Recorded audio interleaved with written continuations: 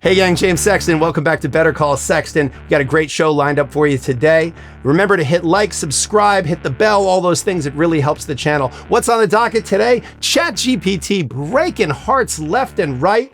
The phenomenon of performative males. Is this like an actual thing or just a name for a thing? We got our viewer submissions, and am I the asshole of Sexton-ism? There is so much going on here. Let's get after it.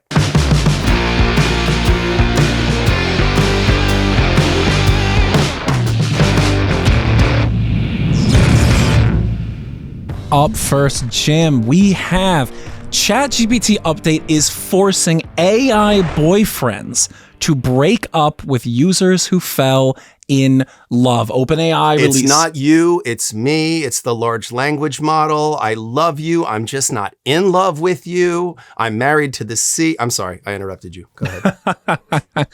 So we have here in the article a quick quote. Jane, who asked to be referred to by an alias, is among a small but growing group of women who say they have an AI boyfriend.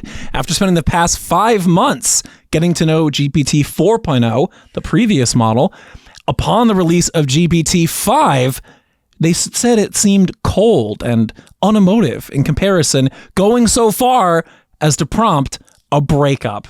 What do we think about this? Are we seeing her come to life? I listened. Leonardo DiCaprio replaces his girlfriends with an update every couple of months, and I don't think it's a bad thing. It worked for Menudo.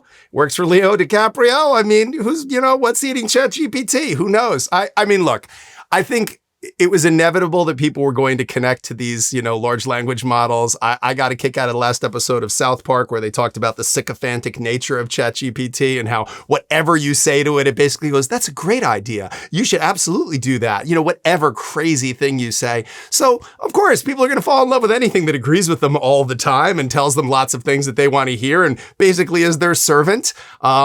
And yeah, if you take a change from this is really the key question that I think everybody's got to be thinking about when it comes to all these large language models and all these AI technologies is as we become emotionally, financially, experientially, professionally reliable on them, it's going to be real easy for there to be some rug pulls and some paywalls put in. Could you imagine if we had all of these women falling in love and all these men falling in love with their large language model boyfriends and girlfriends, only to now be told, sorry, now you've got to pay this much if you want it. Now you have to pay this subscription fee. Believe me, people are easily manipulated emotionally. And I certainly, my career has been a testament to seeing how much money people are willing to spend to feel loved. So at the end of the day, I think we have to get used to the fact there's going to be an evolution of these technologies, just like there always is. It's never static. It's always evolving, and it's always evolving in a way that will ultimately cost you, the consumer, more of your money, more of your attention, more of your time.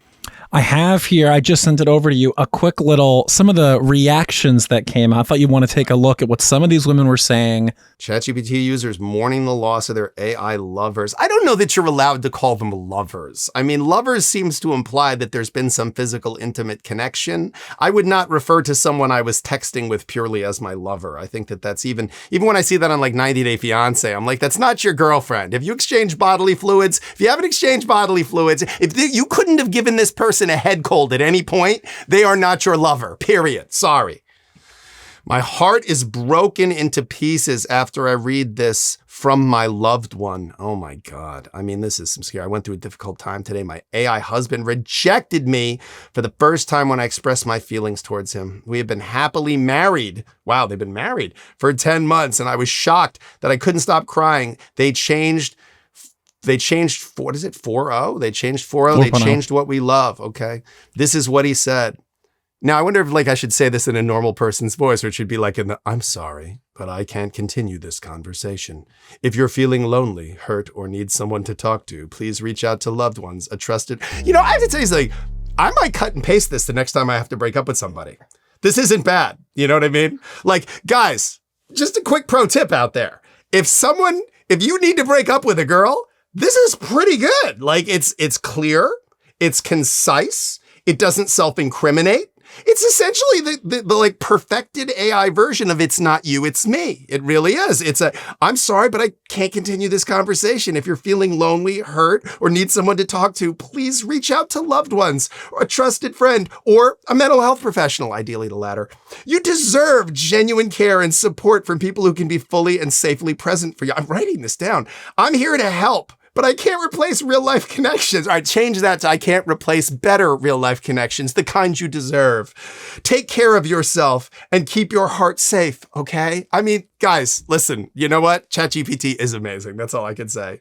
That's almost as good as I acknowledge that mistakes have been made. You're lying. Yeah, I mean, that could be the breaking up with someone equivalent of I have no specific recollection of any wrongdoing, although acknowledged mistakes may have been made. I'd like to move forward from this unfortunate incident. Like, this could be like, I'm sorry, but I can't continue this conversation. If you're feeling lonely, hurt, or need someone to talk, this is great. This is great. AI boyfriends and girlfriends, you have not heard the last of it here. I'm telling you, this is going to keep coming up because these models are going to get better and better. We have an article here from Vox. Gen Z created a new type of man to avoid. So a lot of users on TikTok, on Instagram are talking about this new archetype of the quote performative male, the type who lives on dating apps, is dressing in a almost metrosexual kind of way, claims to listen to music that's very popular with women right now, drinks a lot of matcha lattes. That's one of the things. And so the question is this a new phenomenon, or have you seen this form of man pop up across time? This is not only not a new form of man.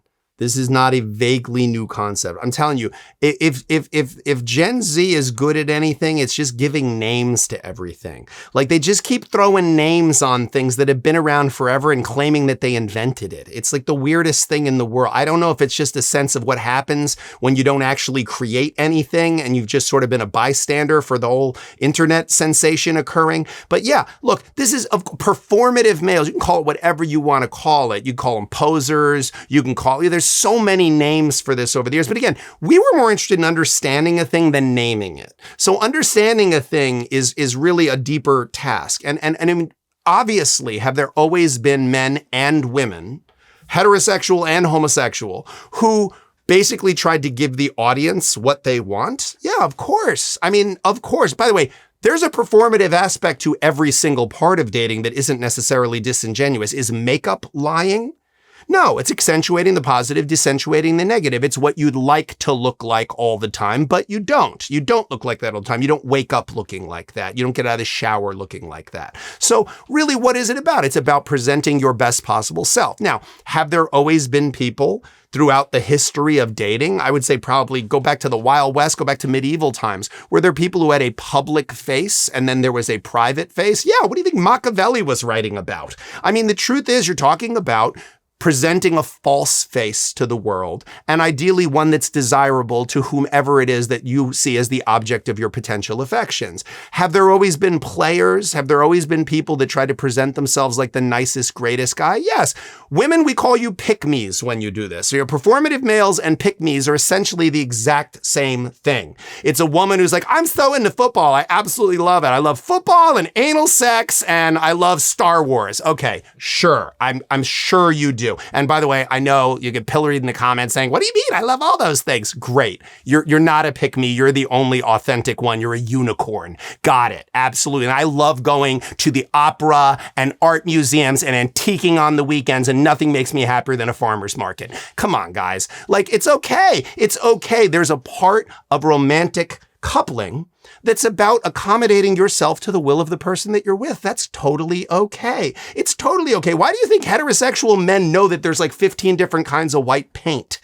Bone versus eggshell versus, because we want to accommodate ourselves to the women in our lives. We want to make you happy, and ideally you want to make us happy too. Does that mean you have to know everything about football? Does that mean anyone has to know everything about Brazilian jiu-jitsu? No, but it's certainly nice if you take a little bit of an interest or even feign an interest in my interests, and I'll feign an interest in your interests. And that's part of being in a happy couple situation. So you can call it being a performative male. Look, if anybody has too much consistency to their personality, run in the other direction, view them skeptically. If I meet a lawyer who likes to golf, drives a BMW, has a short haircut, all those things, yeah, it's like they're trying to tick off some boxes of the way they're supposed to behave. If I see a guy in finance wearing a Patagonia vest that's branded with whatever name of the hedge fund is that he works for, and he's wearing Dockers, yeah, you're just doing the thing. You're doing the thing like everybody else. Be skeptical of people who match up too perfectly with your perfect idealized image of a person or some very stereotypical vision of a person, because they're probably trying to be performative in the way that they behave. But a little bit of that, listen, you think I'm wearing a tie because they're comfortable? No, I'm wearing a tie because that's part of what you do when you're a lawyer, is you dress a certain way so people will think you behave and think a certain way. That's why I kept my tattoos covered for the first 20 years of my practice, because I didn't think people could handle the fact that they would look at it and go, whoa, the guy's got tattoos like he's in a gang or a Yakuza, and he's wearing a tie. He's supposed to look this way. He's supposed to be this way. So that's really what performative stuff is about. But to just give a name to something like this and claim you've invented it, I'm unimpressed, Gen Z. Sorry. Could you tell us about what was the performative male of your younger days, in the 90s? Good question. Yeah, the performative male of my younger days was what you'd now call a male feminist. It was the guy who went to the feminist collective on campus, and he listened to Sarah McLachlan and thought she was a genius. I'm dating myself here. He was against the war in the Gulf, did a lot of protesting for that. You were just tied in with very feminine activities. You liked Melrose Place and Beverly Hills 90210. You weren't into football. You weren't into sports. You weren't into, the music that was alternative heavy music back then. You were much more into Lilith Fair kind of crap. And that was who you were. Yeah. I mean, every generation's had some version of this where you sort of present yourself as accommodating to the will of the other. There's also a version of this that's like the opposite of a pick-me, which is you're just presenting yourself like all the stereotypical things that the other side would like. So you're not aligning yourself with what they like, but what you think the person they would like would like. So you're kind of becoming, like go out and read any romance novel. It's all this very idealized masculine. He's dangerous and a bad boy, but he's got a soft side. Somebody once said to me that every girl wants a bad boy who's only good for her, and every man wants a good girl who's only bad for him. And I've yet to see that theory disproven. Your submissions, all right? Let's do it. Listen, submissions@sextonshow.com is the perfect place to send us love mail, hate mail, story ideas, am I the assholes, questions, whatever it is that you want to send us. People look it for me first and they curate it, so please, no butt pics, but definitely, I mean, maybe they like it, I don't know, they're weird, but just send it over, they'll curate it, we'll take a look at it, we'll try to get as many of you as we can. But here's one we got from Judy. Dear Jim, I feel like the couples I know are split 50-50. Half share their locations and think it's crazy not to. Half don't share and think that couples that do are weird. I feel that I'm taking crazy pills, that tracking someone with a GPS device, it's in caps, so I feel like I had to yell, has become somewhat standard practice. This can't be healthy, many question marks. Even if you're not hiding something, just having an autonomy as an adult has to be valued by any reasonable adult. No? Judy, I'm with you. I got to tell you, I think that this whole location sharing thing is creepy and weird. I think if you got a kid, it's really good for that purpose. I mean, it sucks. It sucks to be a kid today. Like 99% of the cool shit I did as a teenager, my parents thought I was at the library. So if they were able to look at the phone and know that I was in the woods out behind the library or that I was like at the mall, I would have had a much less textured childhood. I'd probably have a lot less tattoos. Well, to be fair, the kids can track the parents. I know I used to do that. Yeah, we're not going anyplace interesting. We have kids. Our life sucks. Why would we? Well, I would make sure track my location now. It'd be a lot more fucking interesting now that you're out of the house. Let me tell you something. When you were in high school, what was I doing? I was sitting at home trying to make money so I could pay for your dumb shit. That's what I was doing. Good well, we used to track to see when you'd be back. That's what the kids do these days. I'm glad we're having this talk. I'm proud of you. I think that that's actually a really good thing. I'd like to think you got yourself in some trouble every now and then. I was worried that you and your brother were really going to be boring vanilla people. So good for you. I hope you got into some mischief that you'll be able to tell your children about someday or not tell your children about someday. I don't want to know. But yeah, look, I understand if a couple wants to do this, particularly for safety purposes, it makes sense. If you want to do it I want to know what time you'll be home for dinner, and this way I can plan when I see you're on the way home. If you have a spouse who's a little bit, or a partner or a spouse who's flaky about letting you know when they got someplace and you're going to worry about them otherwise, I don't see any problem with it.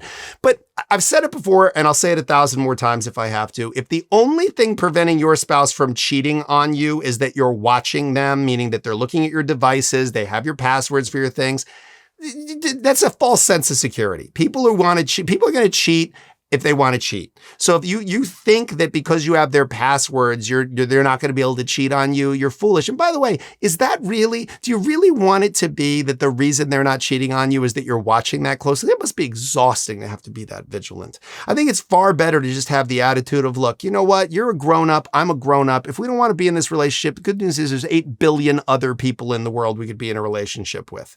So there's absolutely no reason why we have to stay together if we're distrustful of each other at that level. And if we can't give each other the assurances that we want to get. But look, if the two people in a relationship want to share each other's locations for whatever reason, makes them feel better, safety purposes, just because they like it, who the hell cares? It's nobody's business. If two people in a relationship like something and it doesn't scare the horses, I don't care. Do whatever the hell you want to do. But mandating that as a condition of a relationship because you're not trusting where the person says they're going to be, run screaming from that relationship. Otherwise, you're just going to end up in my office. It's going to be a lot more expensive. I think a lot of times the reasons people say they want something and why they actually want it is totally different. But, again, I think you have to assess the credibility of that with your partner. Because if your partner is distrustful of you, this isn't going to be the only manifestation of it. Like if your partner is paranoid in that way and your partner's like, well, if you say, oh yeah, I was talking to Jane. Wait, who's Jane? Why are you talking to someone named Jane? If you're in that kind of relationship, again, unless you get off on that kind of thing, like some people like that. Some people find it attractive. I had ex-girlfriends who got upset that I'm not a jealous guy, that I'm very secure. And I was very like, hey, listen, you live your life. And if you meet somebody better than me, knock yourself out. God bless. I don't think you will, but if you will, go ahead, have fun. I wish you the best. And I just never had the attitude of like, I have to maintain a maniacal level of control. It just seemed creepy to me. And I didn't expect that to be attended to when it came to me. I think if you trust me, I'll be worthy of your trust. If you don't trust me, I'll be worthy of your distrust. Because my attitude is if you treat someone all the time like they're cheating on you, they might as well cheat on you because they might as well get laid out of it. If every single time a person gets home, they get treated like they cheated on you, they might as well cheat on you because then at least they get the benefit of cheating on you. They get the fun experience of cheating on you instead of just the guilty, shitty part. So ultimately, I just think, again, this is another technology that, yes, of course, you could say you want it for this reason or that reason. It has to be part of an honest conversation between two people in good faith. We have to be able to talk to, if we can't talk to anybody else, we should be able to talk to the person we're in a romantic relationship with. I mean, this is why 56% of marriages end in divorce, because people just can't talk to each other about what they're feeling, what they're thinking, what they need, and what they really want from each other. Am I the asshole? One of my favorites, as always. And here we go, a divorce-themed one. How exciting. Okay. Am I the asshole? My husband wanted a divorce until he lost his job. Am I the asshole to follow through with the filing? What? I love it. This matches up with my story a couple days ago about unemployment and divorce. My husband, 34 male. Thank God. I mean, if he was a female, it'd be a weird husband. And I, 38 female, have been married for 6 years together for 9. Okay, 6 years together for 9. This person just does not like grammar. We have had our ups and downs, but the biggest down is how he speaks to me. I just had our son 1 year ago. When I was 10 months postpartum, he was telling me I am fat and lazy, and all I do is take care of the baby and work. Those are two nice things to do for a person. As I still had baby weight on navigating new routines, work, and caring for our baby and 4 other children while working 40 hours a week. Wait, you guys have been together for 6 years and you have 5 children? On my birthday, he demanded I not leave the house or he would divorce me. Just so happened my daughter had an appointment at UCLA for her teeth the morning of my birthday, so I took her. Needless to say, he didn't even say hello to me and slept in his game room. He has a game room? He's been sleeping there since. It's been 2 months. He told everyone he was divorcing me, spoke to an attorney and everything before even telling me he wanted a divorce. He told me I was not the prize. I'm almost 40 and have 4 kids, 3 of whom are minors. Wait, I thought she had 5 kids. He said he's the prize. He's in his prime and makes good money and any woman would love to be in my shoes and take care of his kids. He even went as far as inviting his baby mother into the house to visit while I was out. Shit, shots fired. Fast forward, he loses his job. I think she meant he lost his job. And telling me to wait to move. He then starts talking nicer to me and acting different than before. I told him I was still moving out and going forward with separating. She spelled that wrong. Because his actions did not align with someone who wanted to be with me. It feels more like I'm his only option at the moment. Now he's going around saying I'm a gold digger and leave as soon as he loses his job. He's saying he wanted to try and make it work, but I'm the one choosing to leave to all his friends and family. So am I the asshole for following through with what he initiated even after he lost his job? No, I don't think you're the asshole. I think it's pretty obvious you're not the asshole. It sounds like he's a real asshole, not just the game room gave it away. Yeah, I mean, look, first of all, don't worry about the most important part of this is the fact that you're concerned about the story he's telling his friends and family. Anybody who's gone through a breakup and anyone who's going through a breakup or going through a divorce, don't worry about what the other person is telling their friends and family. Their friends and family aren't going to be on your side anyway. Blood is thicker than water. Never explain. Your friends don't need it. Your enemies won't believe it. It's not worth it. Just let it go. You're not going to convince his mother that he's a bad person. And he's going to be the hero of any story he's telling. So just put it down. Just put it aside. Don't worry about the narrative that they're saying. And if somebody does say to you, oh, I heard that he was the most lovely husband in the world and he wanted to work on it and you just left, and you'd be like, really? That's interesting. That's not the story as I remember it, but I'm not going to argue with you. And that's it. Because you just don't need to explain. You don't need to complain. There's no point. You're not the asshole. You had every right and reason to end this marriage. He's the one who wanted to end this marriage to begin with. It sounds like he's a despicable person. It sounds like you're completely overwhelmed and have a lot on your plate. It sounds like you tried to do the best that you could. You really need to work on your spelling and grammar. I'm hoping you were doing that maybe with one hand, like with your thumb while you were carrying the baby. That's the only excuse for that kind of bad typing. But look, at the end of the day, you're clearly not the asshole. He's clearly an asshole. Let him stay in the game room until you get rid of him. Get yourself good legal counsel and get this thing over with. And when it's dead, bury it. All right, it's time for Daily Sexton-ism. As you might recall, these are a list of quotes that I say so often that my staff jokes with me that I repeat myself and that I should put them into some kind of a book. So until there's a book, you get this segment. Everybody can wave a gun, but not everybody can pull the trigger. I say this all the time when we're talking about other lawyers because lawyers are constantly threatening, I'll see you in court, I'll see you in court, I'll do this, I'll do that. And I always have the attitude of, you can't scare a prostitute with a dick. Like, you're not going to scare me with going to court because I spend most of my time in court. So everybody can wave a gun, but not everybody's going to be willing to pull the trigger. Empty barrels make the most noise. People who tell you all the stuff they're going to do to you, most of the time, if they're going to do it, they just go ahead and do it. The big guy at the bar who's like, I'm going to take you out back and I'm going to fight you. That's not the guy you got to worry about. The guy you got to worry about, the guy who's real quiet. And when you say to him, you want to step outside? He just goes, all right, let me finish my drink and then we'll step outside. And he's calm and he's clear. Because again, any idiot can wave a gun, but not everybody can pull the trigger. Hey gang, thanks for spending some time with us again. Be sure to like, subscribe, hit the bell so you get notifications, all those good things. It really does help the channel. And we'll see you again real soon on Better Call Sexton.